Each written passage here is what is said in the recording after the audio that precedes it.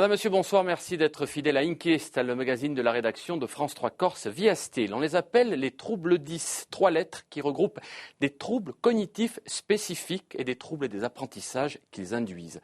Ces troubles cognitifs spécifiques apparaissent au cours du développement de l'enfant et persistent souvent à l'âge adulte. Ils ont des répercussions sur la vie scolaire, sur la vie professionnelle, mais également sur la vie sociale. On regroupe ces troubles en 6 catégories. La dyslexie et dysorthographie qui concerne l'acquisition du langage et de l'écrit. La dysphasie qui concerne les troubles du langage oral. La dyspraxie qui impacte le développement moteur, les troubles de l'attention. Et enfin, la dyscalculie qui affecte les activités numériques. Comment détecter, traiter ce qui est devenu un véritable problème de santé publique? C'est le thème d'Inquiesta. Ce soir, nous recevons 3 invités. Bonsoir à tous. Daniel Gentili, bonsoir. Vous êtes psychologue scolaire. Bonsoir. Pierre-Louis Cacheguera, bonsoir. Vous êtes inspecteur de l'éducation nationale. Merci d'être venu sur notre plateau.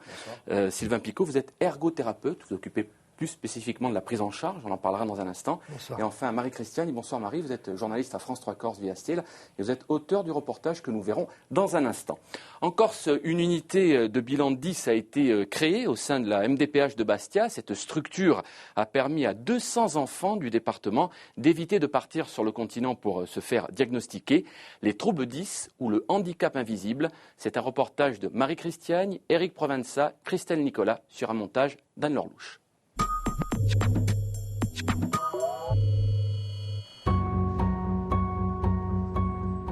Bastia, MDPH de Haute-Corse. Arrivée du professeur Josette Mancini, neuropédiatre, ancien chef de service de neurologie pédiatrique au CHU de la Timone et ancienne responsable du CERTA de Marseille, centre de référence des troubles d'apprentissage.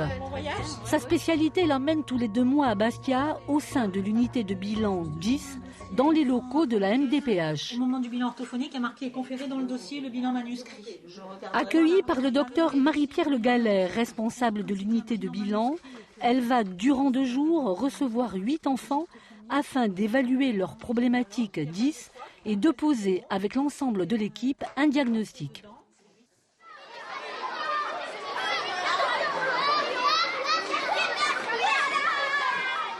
Bonjour. Bonjour mon grand. Mancini. Durant plusieurs mois, Jean Roch a réalisé toute une série de bilans au sein de l'unité avec 10 professionnels de santé.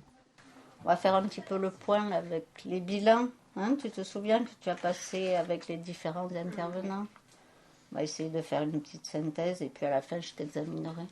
Il faut que ce soit une expertise de haut niveau.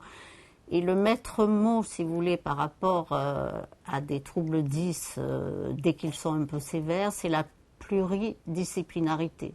C'est-à-dire qu'on ne peut pas porter de diagnostic précis et derrière des aides pour ces enfants en souffrance, si vous voulez, s'il n'y a pas un diagnostic précis. Dyslexie, dysgraphie, dysphasie, dyspraxie et autres 10. Une question complexe à laquelle les neurosciences apportent aujourd'hui quelques réponses. Si les enfants qui souffrent de ces troubles ont une intelligence tout à fait normale, voire supérieure, un fonctionnement cérébral différent vient contrarier les apprentissages. 10, c'est tous les dysfonctionnements des apprentissages. Alors, dysfonctionnement du langage oral, dysfonctionnement du langage écrit, des acquisitions logico-mathématiques. On englobe également les acquisitions du geste, de l'activité d'écriture et le TDAH. Tous ces troubles 10, donc ça exclut tout ce qui n'est pas spécifique et tout ce qui peut provoquer des difficultés scolaires également. Alors la déficience intellectuelle, on ne peut pas avoir un trouble spécifique si on a une déficience intellectuelle. Si on a également un déficit sensoriel de la vue ou de l'audition, qui pourrait expliquer également des difficultés scolaires, et tout ce qui est également trouble neurologique, anatomique, ou encore un trouble psychopathologique empêchant l'enfant d'entrer dans les apprentissages. Sous des formes plus ou moins sévères, 2 à 3 enfants par classe seraient concernés par les troubles 10. Conséquence, risque d'éviction scolaire, souffrance, voire dépression dans certains cas. Mais de toutes les façons, une situation pour eux difficile à vivre. Beaucoup de remarques, on me faisait « t'es nul, t'es lent, je suis plus rapide que toi ». Je vois que mon frère il est intelligent comme ma sœur et je me demande pourquoi je ne suis pas comme eux. Tu es aussi intelligent que ça, tu Oui. sais pourtant. Oui, Mais on croit qu'on l'est moins, du coup, Voilà. à cause de ça. c'est ça. On va me demander, c'est pas systématique, de voir tel ou tel enfant dont on aura estimé que peut-être il semblait présenter des troubles de l'humeur ou une dévalorisation importante. Donc là, on va me demander d'intervenir et je vais faire un bilan qui va être constitué d'un entretien avec les parents et ensuite avec l'enfant. Enfin, avec les parents et l'enfant, puis avec l'enfant tout seul. Et là, on va notamment évaluer l'anxiété, qui est souvent très importante dans ce cadre-là. Psychologues, neuropsychologues, orthophonistes, ergothérapeutes, psychomotriciens, autant de professionnels de santé qui vont intervenir sur plusieurs mois pour la réalisation des bilans. On va travailler avec ces cubes. Alors avec ces cubes, on va réaliser des modèles. Mais en tout premier lieu, c'est un bilan cognitif qui est pratiqué par une psychologue scolaire. Par exemple, si un enfant va réussir très bien tous les substances de compréhension verbale et qu'il va y avoir une chute, mettons au cube, vous allez voir une petite séquence, ça va nous faire penser à des troubles d'organisation constructive, visio-spatiale. Donc là, le bilan neuropsychologique, le bilan psychomoteur et voire même d'ergothérapie vont nous permettre d'affiner pour voir si il s'agit d'une dyspraxie ou d'autres problèmes. Ok, donc je vais te demander de recopier ce texte. J'évalue plusieurs domaines du fonctionnement cognitif de l'enfant. Tout ce qui a trait, donc vous l'avez dit, à la motricité fine, au graphisme, au geste et aux notions d'espace. On va voir s'il y a des troubles de la mémoire de travail, des troubles de la mémoire à court terme ou à long terme. On va essayer de déceler s'il n'y a pas des troubles déficitaires de l'attention, donc qui peuvent s'accompagner d'hyperactivité ou pas. On va essayer de voir s'il y a des difficultés langagières. Difficultés langagières avec le rôle prédominant de l'orthophoniste. Autant d'éléments qui vont permettre, lors d'une réunion de toute l'équipe, de poser un diagnostic sous l'égide du professeur Mancini. Dyslexie, dysorthographie mixte. Est-ce que je rajoute quelque chose sur le geste graphique qui pour lui quand même apparemment au niveau de la psychomotricienne Associé à une dysgraphie, oui. Je parle de associé à une dysgraphie. Mais qu'est-ce qu'il dit, Sylvain? Et plus le diagnostic est précoce, plus vite on aidera l'enfant à compenser son handicap. C'est comme toute pathologie, plus vous le diagnostiquez précoce, plus la rééducation est précoce et plus vous avez de chances d'agir sur le cerveau et de mettre en place des moyens de compensation. Le cerveau de l'enfant, on parle de la plasticité cérébrale. Tout ce qui est rééducation précoce, stimulation précoce va permettre à l'enfant de mettre en place des stratégies de compensation. Et pour l'enfant, mettre un mot sur son handicap est libérateur pour lui. Je suis dyslexique et dysorthographique, donc j'orthographie pas bien les mots et... Est-ce que tu as été contente de savoir exactement ce que tu avais? Bah oui, ça apporte un peu un soulagement parce que ça fait du bien. Ça me soulage. Au moins, je vais me concentrer sur mon problème et essayer de les réparer. Depuis 2009, l'UB10 Bastia a réalisé 200 bilans, évitant ainsi aux familles de partir sur le continent. Certains parents qui, avant cette date, ont dû faire face à la même problématique avec un aîné, font aujourd'hui la différence. Il y a 10 ans de ça, ça a été l'enfer. Ça a été l'enfer parce qu'il n'y avait aucune structure qui pouvait l'accueillir, aucune structure qui pouvait déceler certaines pathologies qu'il avait. Et on a dû partir sur le continent, sur Paris, Marseille. Et grâce à cette structure-là, qui maintenant a été mise en place depuis, a priori, en 2009, donc ça fait déjà 4-5 ans, ça commence à porter ses fruits et donc c'est très très bien. Une unité de bilan, un outil qui s'est mis également en place l'année dernière à Porto Vecchio et qui intègre les enfants du Sartenay-Valinco. En l'absence de structures spécialisées sur la microrégion, l'outil, impulsé par le docteur Charles Marcellesi avec le soutien de l'ARS, vise à réduire les inégalités de territoire en matière de dépistage des troubles 10.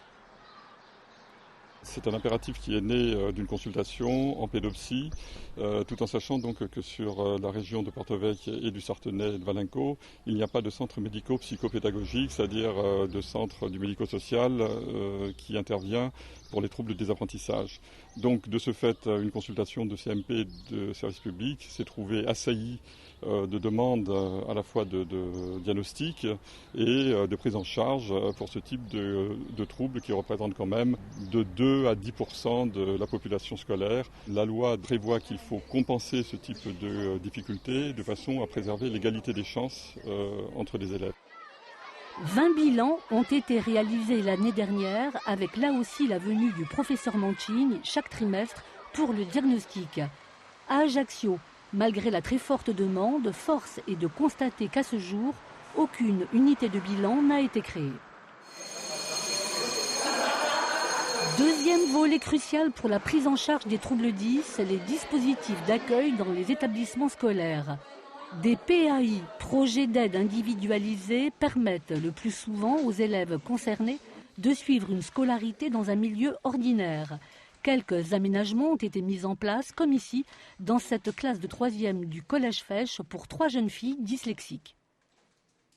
Quand on voit, par exemple, les élèves qui ne sont pas dyslexiques, qui écrivent des textes énormes pour les contrôles, nous on se dit... Waouh, on n'aura pas eu le temps. L'idée de l'élève dyslexique, c'est qu'il est constamment en double tâche. C'est-à-dire qu'il ne peut pas à la fois écrire et comprendre, entendre et écrire, penser et écrire. Donc du coup, si on veut l'aider, on essaye de diminuer sa tâche. Donc par exemple, au niveau de l'évaluation, voilà, sur un contrôle classique comme auraient tous les élèves, pour les élèves dyslexiques, on va essayer d'aérer le document, de mettre des documents plus gros, une police plus adaptée et des questions peut-être plus ciblées et plus explicites. L'accompagnement peut se faire aussi à travers un PPS, projet personnalisé de scolarité, avec si besoin la présence d'une auxiliaire de vie scolaire ou l'apport d'un ordinateur pour les enfants qui souffrent de troubles plus sévères. Mais pour les élèves multi-10, dès le CP, il devient souvent impossible de suivre au même rythme que leurs camarades. Ce qui nous ramène à Bastia, à l'école Joseph Galogne, où une CLIS, classe d'inclusion scolaire pour ces troubles spécifiques, accueille des enfants de 7 à 12 ans. L'enseignante, Laetitia Boyer, est accompagnée par Angélique, auxiliaire de vie scolaire. Le principe, une classe unique qui permet de s'adapter au rythme de chaque enfant en les faisant travailler différemment. C'est le verbe emprunter. Emprunter, très bien. Tu me l'écris dessous, s'il te plaît. Par quel petit mot on peut remplacer le petit garçon dans la phrase? On utilise des personnes dans la conjugaison. Alors, par quel petit mot, par quel pronom on peut remplacer le petit garçon? Il. Très bien. Je fais des groupes de besoins selon la matière, parce qu'un enfant peut avoir un certain niveau en français, pas le même en mathématiques, et je fais des groupes comme ça. Alors bien sûr, ça suit quand même les niveaux ordinaires, donc CP, CE1, CE2, mais j'essaie de faire des groupes quand même pour qu'ils travaillent un peu ensemble, qu'ils ne soient pas tout seuls à travailler tout seuls tout le temps. Pardon? Feugira. Qu'est-ce que c'est une feugira? Oui. Ah bon? On laisse le temps de travailler dans une autre classe, on ne laisse pas le temps. Alors nous, qu'est-ce que c'est d'après toi? Nous, c'est le sujet. Très bien. J'arrive mieux à lire, à écrire et à compter. Avant, c'était plus difficile, parce qu'à mon ancienne école, j'étais pas comme les autres, quoi. Je faisais pas comme toutes les autres. Maintenant, ça va, je fais comme tous les autres. Le premier exercice, vous ne le faites qu'avec les billets. Dans 85, j'ai combien de dizaines? Ils donnent tout, ils essayent, ils sont travailleurs, ils sont consciencieux. Et j'aime bien avoir en face de moi des enfants, même s'ils sont en difficulté, qui ont envie. Ça déjà, c'est un bonheur de travailler avec des enfants qui ont envie et qui, malgré toutes ces difficultés, tous ces problèmes, malgré les emplois du temps qui sont très lourds parce qu'ils ont des prises en charge toute la semaine, ils viennent à l'école, ils ont envie, ils travaillent. Il y a un choix des danses. Et dans le temps, il y a des guitares. Les guitares, Ce qu'il faut bien comprendre, c'est que la CLIS n'est pas un dispositif fermé, bien au contraire. Outil d'inclusion, les enfants peuvent à un moment donné rejoindre une autre classe de l'école dans une matière où ils ont le niveau. La CLIS, une approche au cas par cas qui satisfait les parents. Il me fait plaisir parce que maintenant le soir, c'est plus moi qui lui raconte la petite histoire, c'est lui qui veut lire. Alors ça pour moi c'est une révélation, c'est un soulagement. C'est viens maman, je vais te lire, ou viens maman, on prend un dictionnaire, cherche des mots dans le dictionnaire. Ça c'est quelque chose que pour lui comme pour moi, c'était pas possible, quoi. L'année dernière, dès qu'on lui disait de lire quelque chose sur une boîte de conserve, c'était la crise de nerfs. Donc là, c'est vraiment, il a plaisir à lire. Il ne faut pas avoir peur du mot, entre guillemets, handicap, hein, parce que c'est un handicap. Hein. Les enfants sont handicapés au quotidien, que ce soit à la maison ou en classe, par cette dyslexie ou ce trouble de l'attention. Donc il ne faut pas avoir peur des mots et et c'est grâce à ces écoles et ces spécialités qu'ils arrivent à évoluer. Il ne faut pas s'en cacher. Une fois qu'on a fait ce cheminement, c'est bénéfique pour l'enfant parce qu'on s'aperçoit que l'enfant est heureux. À préciser encore qu'en matière de dispositifs, Bastia est également doté d'un CESAD spécialisé. Laura, comme ses camarades de la CLIS, s'y rend plusieurs fois par semaine pour des séances de rééducation avec plusieurs professionnels de santé. C'est compliqué. Super! En guise de conclusion, on peut donc dire, pour l'heure, qu'à travers l'unité de bilan, la CLIS et le CESAD, Bastia a un net avantage en termes d'égalité de territoire dans la prise en charge des troubles 10. Marie-Christiane, vous signez le reportage que nous venons de voir. Vous avez rencontré des enfants, des parents, des enseignants, des thérapeutes. Est-ce que les portes se sont ouvertes facilement ? Avec eux, oui, il n'y a eu aucun problème. Au contraire, je crois que du côté des parents et même des enfants, je pense que quelque part c'était une libération de pouvoir en parler et de dire qu'au fond, malgré le handicap, ce sont des enfants comme tous les autres enfants. Ce qui a été plus difficile, disons qu'il a été plus facile de tourner dans les établissements scolaires de Haute-Corse que de Corse du Sud, où là, ça a été plus difficile. Vous donner une explication ? Je pense que l'explication, on le voit peut-être dans l'enquête. Effectivement, il y a un réseau, une filière sur les troubles 10 en Haute-Corse qui n'existe pas en Corse du Sud. Et c'est peut-être pour ne pas le montrer. Voilà, il y a eu, disons, quelques réticences par rapport à ça. Monsieur Kachagouer, il y a une carence en Corse du Sud, effectivement, qui est en train peut-être d'être palliée. On en parlera dans cette émission. Est-ce qu'il y avait une volonté de cacher certaines choses ? Je ne pense pas qu'il y ait de volonté de cacher quoi que ce soit. La politique du handicap, c'est une politique qui est académique, qui est définie par monsieur le recteur et qui est appliquée au niveau des deux départements que sont la Haute-Corse et la Corse du Sud par les deux inspecteurs d'académie. En Haute-Corse, il y a eu une volonté de créer cette unité de bilan avec des professionnels qui se sont investis, beaucoup investis. Nous avons un CESAD avec des professionnels, ils sont plus de 25, avec des éducateurs spécialisés, des psychologues cliniciens et l'autre personnel. Madame Gencil peut très bien en parler aussi. Pour autant, moi je tiens à dire que j'ai beaucoup apprécié ce reportage parce qu'il montre au quotidien le travail des enseignants avec les enfants atteints de troubles. Et la difficulté des enfants. Et la difficulté des enfants. Ce qui m'a frappé, c'est chez les enfants leur estime de soi qui a été mise à mal à cause de ces troubles. Mais en même temps, la facilité d'en parler. En tout cas, c'est une libération. Oui, voilà, c'est tout à fait, c'est une libération.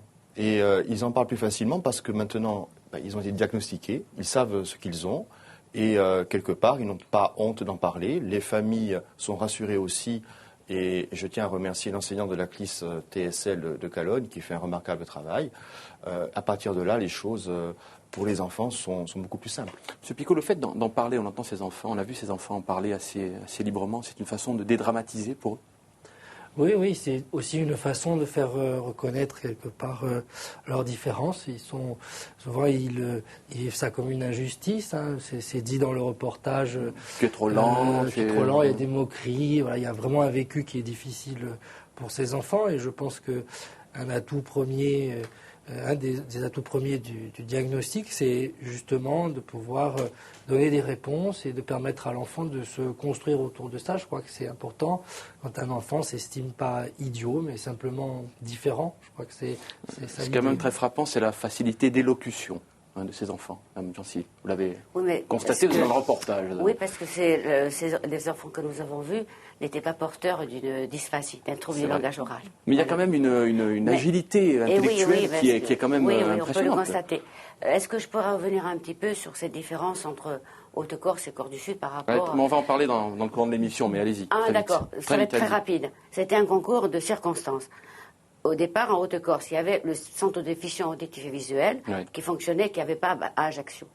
Et dans le cadre d'un redéploiement des moyens, parce que la population des enfants sourds diminuait, ils ont créé le CESA, le trouble du langage. Et en partant de là, on s'est rendu compte qu'il manquait, on avait le centre de soins, il n'y avait pas le centre diagnostic. Et en partant de là, ça s'est imposé comme une nécessité qu'il fallait qu'on ait aussi un centre diagnostic. Avec quelques chiffres que je vais vous demander de commenter. Voilà. 4 à 5% des élèves d'une classe d'âge, regardez ces chiffres, ils s'affichent sur votre écran, sont dyslexiques, comme moi, difficultés dans les apprentissages du langage et de l'écrit. 3% sont dyspraxiques, un trouble qui affecte le développement moteur. Et enfin, 2% sont dysphasiques. Les enfants rencontrent donc des troubles du langage.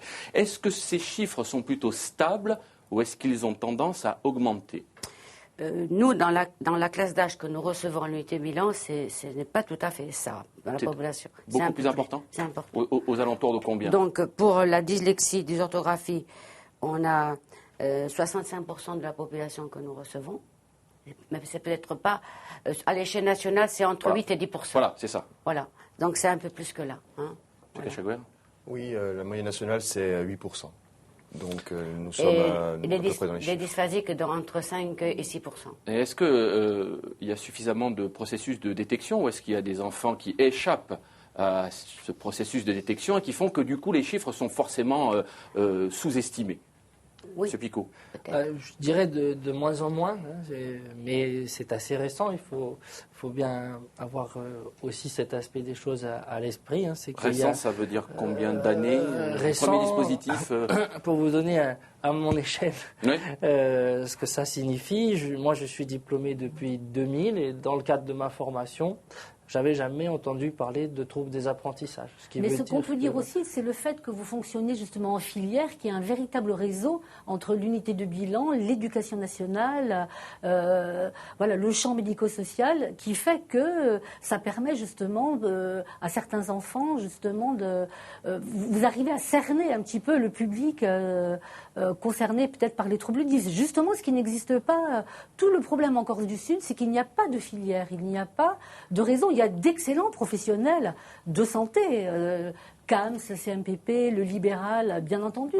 Il y a un énorme travail sur le terrain, mais c'est cloisonné. Les gens ne travaillent pas en réseau, en filière, et qui fait que... et ça infléchit la courbe des chiffres, alors, mécaniquement? Oui, non? Oui, s'il n'y a pas de dépistage, si un enfant ne sait pas qu'il est dyslexique... Est-ce que la France est en retard, par exemple, par rapport aux autres pays européens, notamment les pays du nord de l'Europe et les pays anglo-saxons, en termes de... Non, il y avait une suprématie des pays anglo-saxons, particulièrement du Québec, où c'est le berceau de la neuropsychologie. Mais à l'heure actuelle, tous les pays, au niveau des connaissances et des dépistages, il y a une égalité. Là où il y a des différences, c'est surtout au niveau des prises en charge. Un exemple, au Canada, au Québec, si un enfant est dyslexique, il ne pourra pas avoir de séances d'orthophonie pendant des années. Alors qu'en France, tant qu'il en a besoin, il peut avoir des séances d'orthophonie. De même, pour les CLIS, en Belgique, il y a beaucoup plus de CLIS spécialisés pour les troubles 10. Beaucoup plus qu'en France, vous voulez dire. Plus qu'en France. Disons que l'éducation nationale dans les pays anglo-saxons peut-être propose des dispositifs avec des formations peut-être d'intervenants qui sont un peu plus importants. On dit toujours que l'herbe est plus verte dans le champ du voisin. Parfois c'est le cas. Parfois c'est le cas, parfois ce ne l'est pas. Je dis simplement que les enseignants sont là pour enseigner. Ils ne peuvent pas diagnostiquer, eux, des troubles 10, parce qu'ils n'ont pas été formés pour ça. Par contre, ils peuvent repérer des élèves qui ont des grandes difficultés dans les apprentissages. À partir de là, ils peuvent s'inquiéter et faire appel à des personnes qui, eux, vont diagnostiquer un trouble. Donc, les enseignants ont été sensibilisés à cela. Il y a des stages de formation qui sont mis en place, des colloques sont mis en place. Nous avons fait venir des grands spécialistes du continent lors de séminaires. L'unité de bilan 10 également organise chaque année des colloques et des séminaires.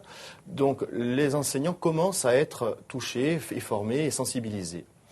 Pour autant, il reste du chemin à parcourir. La Fédération française des troubles 10 préconise que justement les enseignants soient formés à la détection des troubles 10 dès leur apprentissage, lorsqu'ils sont élèves enseignants. Oui, il y a l'association Réseau 10 de Marseille qui vient de sortir un test étalonné Repère 10 pour diagnostiquer les enfants de CE1.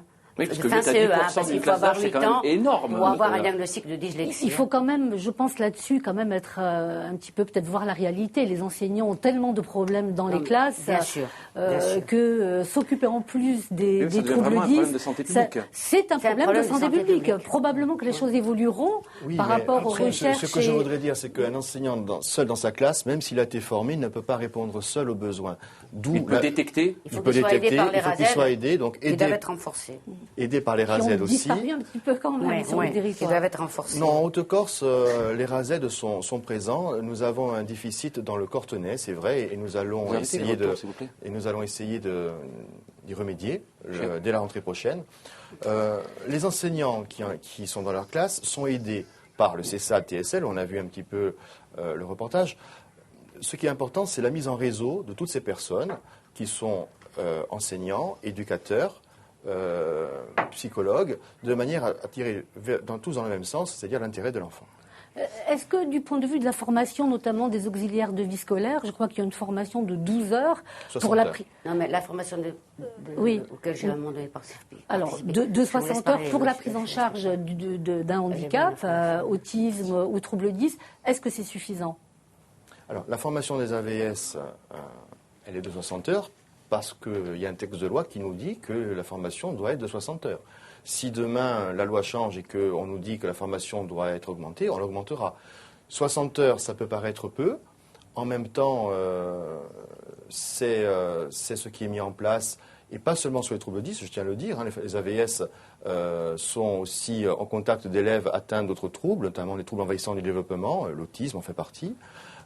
Donc l'AVS n'est pas la seule réponse, je dirais, aux troubles 10, bien au contraire. Alors derrière évidemment ces troubles cognitifs, il y a souvent la détresse des enfants. Écoutez le témoignage d'Elisabeth Jamarc, elle est pédopsychiatre. La première conséquence évidente, c'est de grandes difficultés scolaires. Et en particulier, peut-être sous l'angle de la pédopsychiatrie, essentiellement, et de la psychologie de l'enfant, une grande souffrance, avec des manifestations anxieuses, voire des manifestations phobiques, la fameuse phobie scolaire, et puis très fréquemment aussi des troubles du comportement, liés à l'anxiété, à un fond dépressif, à un trouble de l'estime de soi qui va grandissant au fur et à mesure que l'enfant se trouve systématiquement confronté à ces difficultés d'apprentissage. Alors ces difficultés, on les retrouve chez tous les enfants atteints de troubles 10, les mêmes difficultés? Oui, l'estime de soi, l'organisation de la concentration, la compréhension des consignes, la gestion du temps. L'anxiété. Tout à l'heure, dans le reportage, on a vu un enfant qui disait dans mon école d'où je viens, je n'avais pas le temps, là j'ai le temps. Parce qu'on donne le temps et ces élèves ont besoin de plus de temps, ont besoin de supports qui doivent être changés. Et l'enseignant le fait très bien dans l'épreuve qu'il donne à son élève, avec un support beaucoup plus aéré, avec une police de caractère qui a changé. Et c'est cela qu'il faut faire. Est-ce qu'il y a des signes qui ne trompent pas ou est-ce que l'enseignant, les parents peuvent passer à côté? Aujourd'hui, ça paraît difficile. Ça, on peut imaginer que ça puisse encore se produire. Mais il y a une dizaine d'années, on rencontrait beaucoup d'enfants à l'horizon du collège, Daniel, tu m'arrêtes si je me trompe, mais qui n'avaient pas été diagnostiqués. Au jour d'aujourd'hui, dans la pratique, quand même, ça devient de plus en plus anecdotique. Je voulais juste rebondir sur ce que disait M. Katchaguer par rapport à la question notamment de la formation des enseignants et des supports. Ce qui est important, bien sûr, il y a les AVS, il y a les ordinateurs, il y a tous les aménagements, les auxiliaires de vie scolaire qui vont venir dans des situations spécifiques aider l'enfant, mais les aménagements que propose cet enseignant bénéficient aux 10 mais ne gêneront jamais les enfants non 10. Non 10, oui, c'est-à-dire les apprentissages se feront et le programme suivra son cours. Et donc effectivement, il y a des points un peu particuliers comme la question justement de la présentation du support, d'aérer les supports, de l'interligne, de la police ou de l'ordinateur, comme vous aidez souvent les enfants. Est-ce qu'on va vers le support numérique pour ces enfants-là ou pas? Ou est-ce que financièrement c'est compliqué? C'est pas financièrement que c'est compliqué. Alors c'est à quel niveau?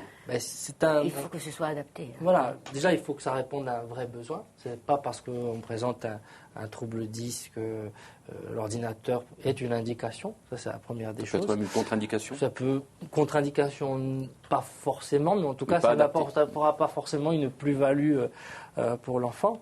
Et ensuite ça nécessite tout un travail d'apprentissage et de formation de l'enfant qui doit maîtriser les logiciels spécialisés et son outil. Et aussi un travail avec l'environnement de l'enfant, la famille, les enseignants, pour que ces supports puissent être utilisés. Mais ceci dit, il est évident que pour la lecture notamment, si elle est dactylographiée, si l'interligne est adaptée, nécessairement ça facilitera la lecture. Ce qui pose un problème, Marie, ce qui pose un problème sur l'acquisition des supports numériques, c'est la loi, notamment sur la protection des droits d'auteur, qui doit forcément évoluer pour permettre l'accès au numérique. Et ça, c'est une difficulté que vous rencontrez, M. Katchaguer, ou est-ce que c'est en voie de règlement? Non, ce n'est pas la première difficulté. Moi, ce que je voudrais dire, c'est, certes, on essaye de mettre les troubles dans des cases, dyslexie, dysphasie, dyspraxie. On disait au début de cette émission. Oui, non, mais moi, ce que je souhaite, et que c'est ce que je préconise dans les classes où je passe, ce n'est pas tellement de mettre les troubles dans des cases, c'est de savoir répondre à des besoins. C'est-à-dire que nous avons un trouble, qu'est-ce qu'on peut mettre en place pour compenser ce trouble qui devient un handicap scolaire? Et donc, mon problème, c'est de trouver le meilleur moyen de la compensation. Alors, ça peut être l'ergothérapeute, avec tout son savoir-faire, ça peut être une AVS, ça peut être la prise en charge du CESAD. Chaque cas est différent. Mais pour autant, ce qui m'interpelle, moi, c'est qu'est-ce qu'on met en place pour répondre aux besoins. Mais je crois que ce serait intéressant avec Daniel Jansil et de revenir sur la création de l'unité de bilan, parce que c'est quand même un outil fantastique. Oui. Le professeur Joseph Manchin dit vraiment, même par rapport aux unités du continent, l'unité de bilan de B, elle peut être enviée partout. Comme je vous disais, donc, ça s'est imposé comme une évidence. On a d'abord créé en 2004 l'association Réseau 10 qui dépendait un pôle de proximité de Réseau 10 central, qui est dirigé et présidé par le docteur Michel Habib, qu'on ne présente plus, puisque c'est un éminent spécialiste de réputation mondiale. Et en partant de là, on n'arrivait pas à avoir de moyens de fonctionnement. Et ce sont les élus du Conseil général qui ont été intéressés par notre projet, et qui ont décidé de prendre en charge, dans le cadre de la MDPH, les frais de fonctionnement de l'unité de bilan. Est-ce qu'on peut dire qu'il y a une volonté politique du département à ce moment-là? Parce que ça et elle continue. C'est 12 personnes, je crois 400 000 euros par an, donc c'est un gros investissement. Cette volonté continue parce qu'on a une équipe complète. Et quelquefois, le docteur Habib nous disait, vous savez, chez nous, on n'a pas des bilans aussi complets. Parce qu'on fait vraiment, c'est une équipe pluridisciplinaire. Quand le professeur Manchin, d'abord, ça a été le docteur Michel Habib pendant 2 ans, on a pu démarrer grâce à lui, qui était notre spécialiste neurologue. Et il a arrêté en décembre 2010 et en partant de là, c'est le professeur Manchin qui l'a remplacé de façon...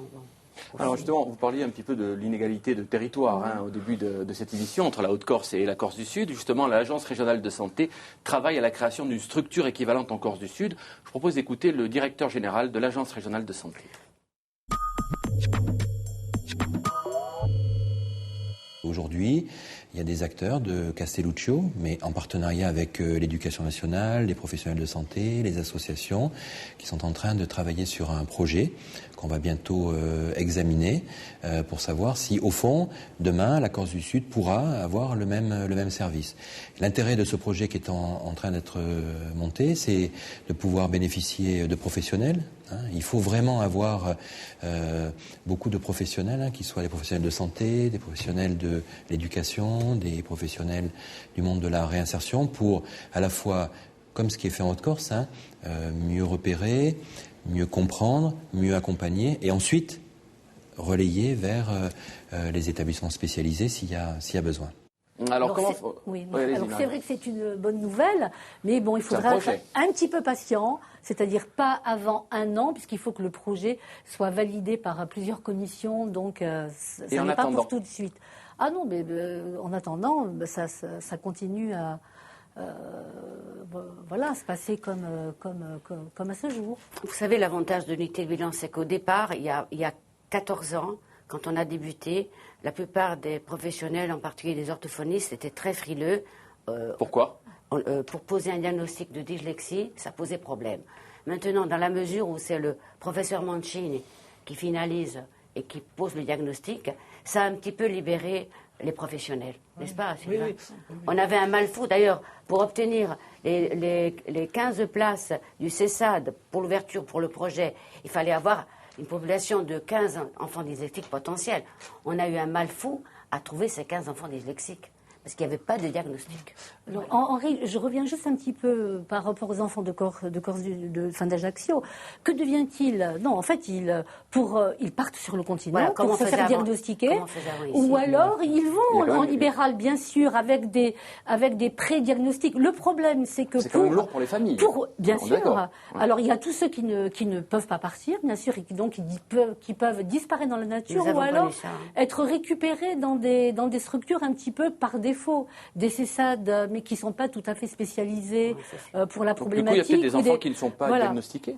Mais absolument, il y a des enfants qui ne sont pas diagnostiqués, mais peut-être que ce serait intéressant seul un médecin peut poser le diagnostic. Et pourquoi ?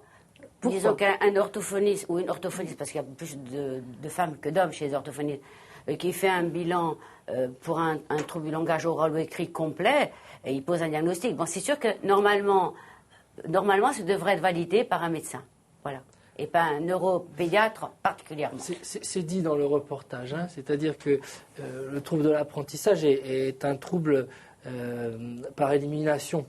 C'est le docteur Le Gallet qui le dit, il faut éliminer un problème de vue. Il est évident qu'on aura des difficultés à lire, si on a du mal à lire, à voir. Procéder par élimination. Exactement. Il en est de même diagnostic par exclusion, comme on dit. Exactement. Voilà. Il en est de même de l'audition qui va gêner l'apprentissage de la parole. Bon, on peut faire toutes les déclinaisons. Donc effectivement, l'aspect pluridisciplinaire est primordial, parce qu'il permet justement d'éliminer un certain nombre de pistes, et c'est quand on a éliminé toutes ces pistes qu'on peut alors parler d'un diagnostic précis. Et ce diagnostic précis, justement, permet, et ça c'est extrêmement important, de proposer une prise en charge qui est adaptée. Le but, c'est pas de faire des bilans pour des bilans, mais c'est bien d'avoir un profil très construit de l'enfant, très délimité, et grâce à ce profil, de proposer le suivi qui convient. On ne propose pas une psychothérapie à un enfant en première intention, je dirais, qui aurait au départ un problème de dyslexie, et inversement, qu'un enfant qui ne serait pas... Voilà. Il est évident que pour les prises en charge, même en Haute-Corse, il y a beaucoup d'attentes dans les CMP, j'allais vous poser dans la les question. CMPP, chez les professionnels libéraux. C'est évident que c'est pas aussi... on n'est pas sur un nuage. Il n'y a pas assez de praticiens, nous sommes d'accord, pour assurer une prise en charge dans des délais raisonnables. La prise en charge se fait... Par exemple, M. Picot, vous êtes combien d'ergothérapeutes sur la Corse ? Alors, en Corse, on est un certain nombre. Après, sur la Haute-Corse, en Haute-Corse, on est une douzaine. Donc, il y a plusieurs mois d'attente, on ne va pas se mentir. On ne se ment pas.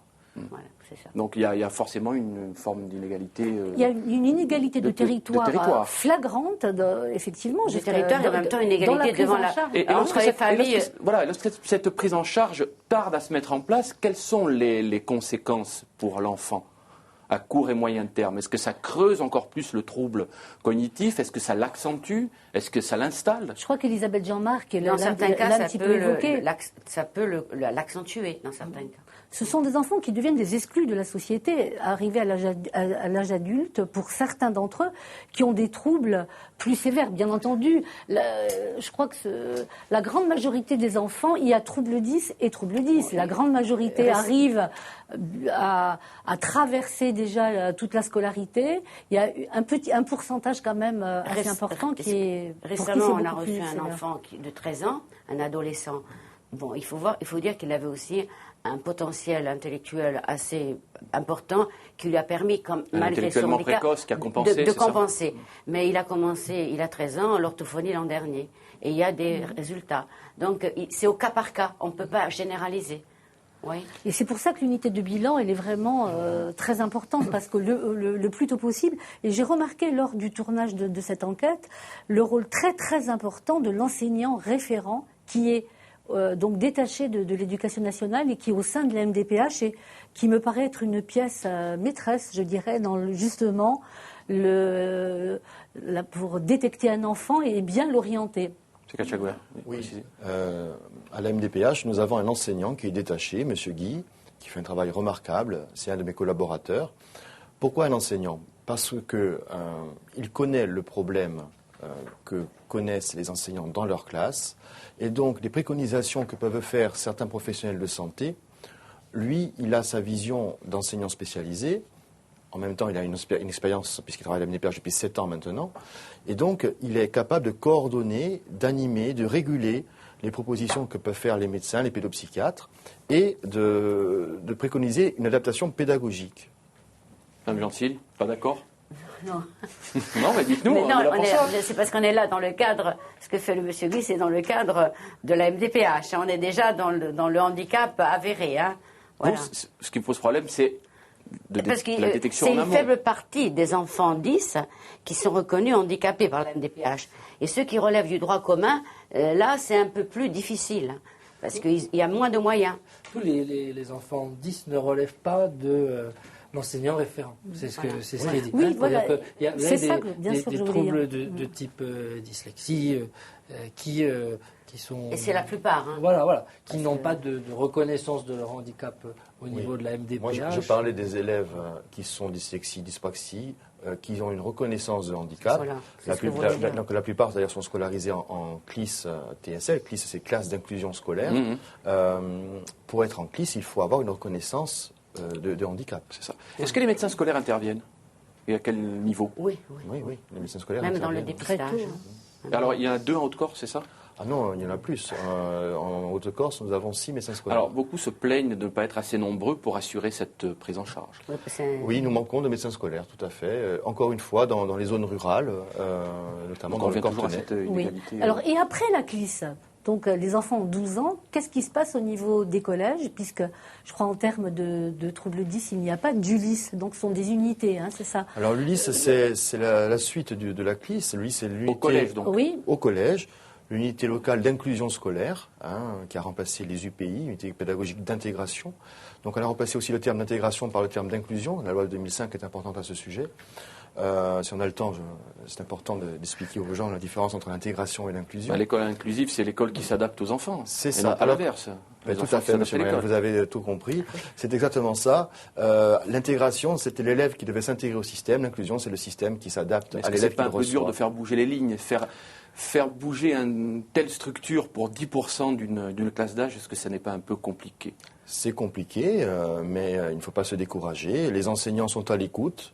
La plupart d'entre eux font un travail remarquable dans leur classe. Il faut les former davantage, c'est évident.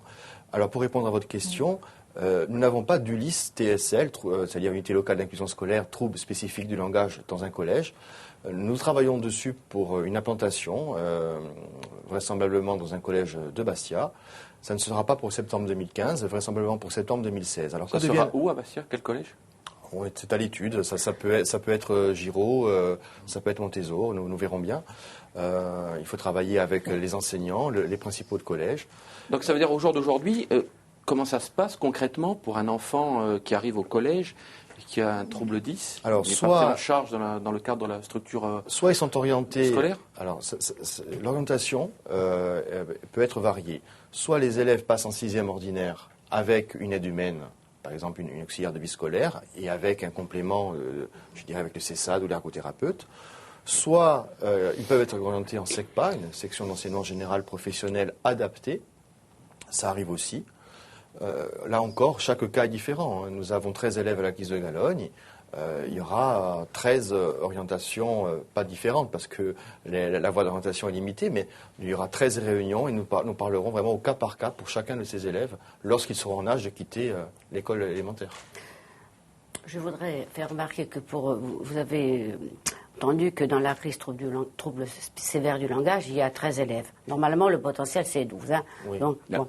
Mais ça ne peut pas accueillir tous les enfants de la Haute-Corse. Donc, et surtout en milieu rural, en Balagne. Donc, il y a les CLIS de type 1, qui ne sont pas spécifiques, qui accueillent des enfants qui ont des troubles de vieillissement du développement, qui ont une déficience intellectuelle, et qui peuvent aussi accueillir des enfants qui présentent des troubles cognitifs. On disait au début de cette émission que c'est un véritable problème de santé publique. Et justement, est-ce que les pouvoirs publics sont suffisamment sensibilisés sur cette question, ou est-ce qu'il y a encore beaucoup de travail à faire? Je crois qu'il y a une prise de conscience parce que finalement, même la recherche, finalement c'est assez récent. C'est vraiment depuis les années 80 qu'il y a vraiment une prise de conscience et beaucoup de recherche là-dessus. Et bon, d'ici 10-15 ans, il y aura certainement... Ça ne veut pas dire mise en œuvre des moyens. Il y aura peut-être de nouveaux moyens, mais bon, le chemin est encore long quand même. On le disait tout à l'heure, Daniel le disait, moi, je pense que c'est quelque chose d'assez récent. Alors, on peut parler de la formation des enseignants, mais je crois que rien ne vaut la pratique. Et la plupart des enseignants que nous avons rencontrés sur le terrain en tant que professionnels sur l'accompagnement des enfants 10, je pense ont reçu en quelque sorte aussi une formation sur la manière de l'enseignant qui s'exprime là dans le reportage. C'est l'enseignant référent du d'accord, collège. Pardon, je ne le connais pas, il pense du Sud, mais je veux dire par là, on peut imaginer que le fait qu'un enseignant ait eu 1, 2, 3, 4, 10 élèves... Ça n'est pas le cas de tous les enseignants. Voilà, et il puisse se servir aussi à chaque fois de ce qu'il apprend au contact de ses enfants pour modifier, entre guillemets, les supports, comme on l'évoquait tout à l'heure. Moi, je voudrais quand même qu'on pense un petit peu aussi aux parents, aux enfants, bien sûr, mais aux parents d'enfants qui présentent des troubles cognitifs. Et je vous assure, quand on les rencontre, il y a une grande détresse. Hein. Et une grande détresse pour trouver des prises en charge, pour trouver un rendez-vous. Pour appréhender eux-mêmes le trouble. Alors là, pour appréhender le trouble, donc là, une fois qu'on leur a bien expliqué qu'il y a le bilan qui a été fait, si l'enfant a la chance d'avoir une prise en charge, c'est bon, mais s'il ne l'a pas, il y a de l'attente. Et les aménagements scolaires qui sont préconisés, est évident que c'est pas facile pour les enseignants, mais quelquefois, c'est le parcours du combattant pour les parents qui doivent chaque année rappeler que leur enfant bénéficie d'un projet d'accueil individualisé. Maintenant, ça va être un plan d'accompagnement personnalisé. Donc, PAP. Donc, c'est vraiment, je voulais quand même mettre l'accent sur cette souffrance des parents. Et c'est douloureux aussi parce que c'est difficile d'accepter que son enfant soit handicapé, soit différent. Donc là, il y a aussi un chemin à faire pour certains, plus que pour d'autres. Les parents vous en parlent ? Oui, c'est très important. Daniel a raison d'en parler parce que c'est souvent compliqué pour eux. On a parlé tout à l'heure très bien de la souffrance des enfants, mais évidemment, les parents se retrouvent bien souvent dans une situation difficile. Et il y a aussi quelque chose que je voudrais aborder, c'est la question un peu de la culpabilité, entre guillemets. Moi, qui intervient sur la problématique du graphisme, souvent les parents font comme on l'a toujours fait, c'est-à-dire que l'enfant a du mal à écrire, on lui fait faire des lignes et des lignes. Oui. Et au final, on se rend compte... dans une logique un peu didactique. Exactement. Et au travers des bilans, souvent, on se rend compte que l'enfant a une dysgraphie ou une dyspraxie et que cette méthode-là n'est absolument pas efficiente et les parents vous disent dire que je lui ai fait faire pendant 3 ans des lignes. Alors, du coup, il y a aussi à accompagner ça, c'est-à-dire il n'y a pas de culpabilité à avoir, vous ne le saviez pas, et expliquer que maintenant qu'on sait, on peut par contre orienter les choses différemment. On a rencontré aussi une adolescente dysgraphique et dyspraxique qui avait une règle scan à l'école. Monsieur Picot expliquera ce que c'est. Et le soir, le professeur obligeait l'enfant à recopier quand même son cours à la main. Voilà, là, ça pose vraiment un problème. Oui. C'est un enseignant qu'il faudra aider à améliorer sa pratique. Moi, ce que je voudrais...